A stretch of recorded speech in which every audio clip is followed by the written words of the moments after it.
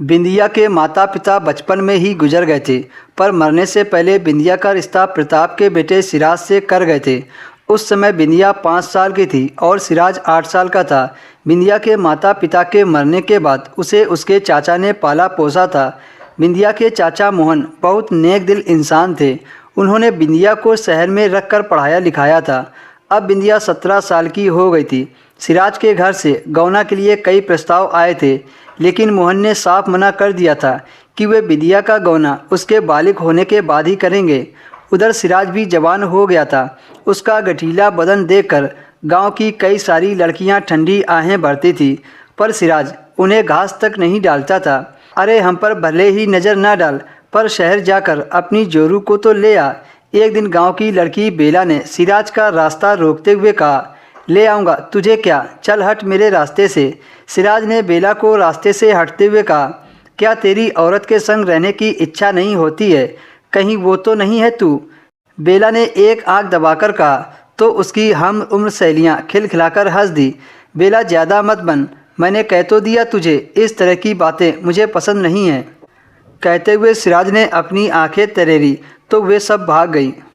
उधर बिंदिया की गदराई जवानी व अदाएँ देखकर स्कूल के लड़के उसके आसपास मंडराते रहते थे। गोरा बदन, आंखें बड़ी बड़ी, उभरी हुई छाती, जब बिंदिया अपने बालों को झटकती तो कई मजनू आहें भरने लगते थे। बिंदिया को भी अब सजना संवरना बहाने लगा था। जब कोई लड़का उसे प्यासी नज़रों से देखता तो वह भी उसे तिरछी नज़रों से निहार लेती थी। बिंदिया के रंग ढंग व सिराज के घर वालों के बढ़ते दबाव के चलते उसके चाचा ने गौना की तारीख तय कर दी और उसी दिन सिराज आकर अपनी दुल्हन को ले गया।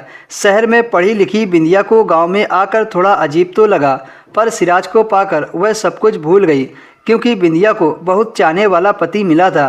दिन भर खेत में जी तोड़ मेहनत करके जब शाम को सिराज घर आता तो बिंदिया उसका इंतजार करती मिलती थी। रात होते ही मौका पाकर सिराज बिंदिया को अपनी मजबूत बाहों में कसकर पकड़ लेता और अपने तपते होंठ उसके नरम गुलाबी होंठों पर रख देता था। कब 2 साल बीत गए पता ही नहीं चला।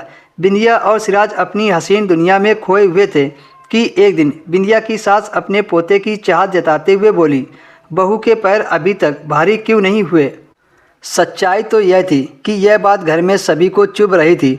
सुनो, एक दिन सिराज ने बिंदिया के लंबे बालों को सहलाते हुए कहा, हमारा बच्चा कब आएगा? मुझे क्या मालूम, यह तो तुम जानो। कहते हुए बिंदिया शर्मा गई। माँ को पोते का मुंह देखने की बड़ी तमन्ना है। और तुम्हारी? सिराज ने कहा, मेरी भी यही तमन्ना है कि कब मैं अपने बेटे का मुंह देखूं। सिराज की माँ ने कहा, मुझे लगता है कि बहू में कोई कमी है। 3 साल हो गए हैं ब्याह हुए और अभी तक गोद सुनी है, जबकि सिराज के साथ विपुल का गौना हुआ था, वह तो 2 बच्चों का बाप बन गया है।